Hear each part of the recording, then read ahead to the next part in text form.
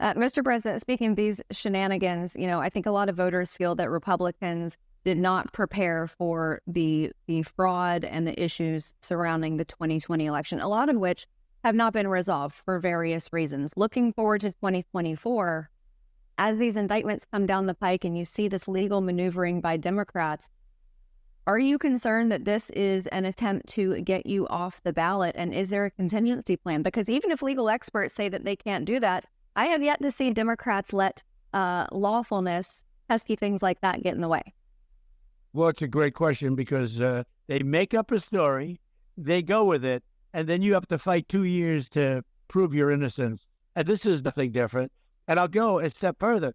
This has to do also with district attorneys and attorney generals in the country because it's coordinated with the DOJ, the corrupt DOJ. It's totally corrupt. I'm so surprised that Garland, I thought that he was a liberal guy, very liberal guy, actually, but I thought that he was a high-class kind of a guy that wouldn't allow a thing like this to happen. You understand what I mean by that. I am so surprised that he's allowing all of this corruption to take place.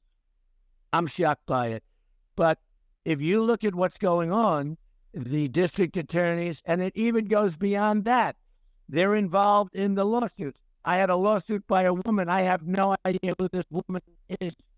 He said he raped her, and I was exonerated on rape. I have no idea who this woman is. And then we find out that, and we have a terrible judge, I believe Clinton appointed.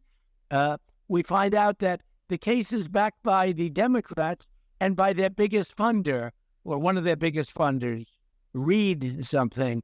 And we have another case backed by the Democrats, and then we have a third. So this is regular litigation backed by the Democrats, the Democrat parties, or their few very big funders.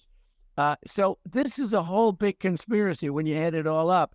Then you have the 4 cases, and you have the Attorney General case in New York, which there's no way that case can be lost because the numbers are much better, but they're all put to come up. I mean, how about this judge in Washington the day before Super Tuesday? But sorry, because that slot's taken by another judge who's also got that. So now they're fighting over who can sue me on Super Tuesday. The whole thing is crazy. The good news is I have a voice because I can speak to you and I can speak to others.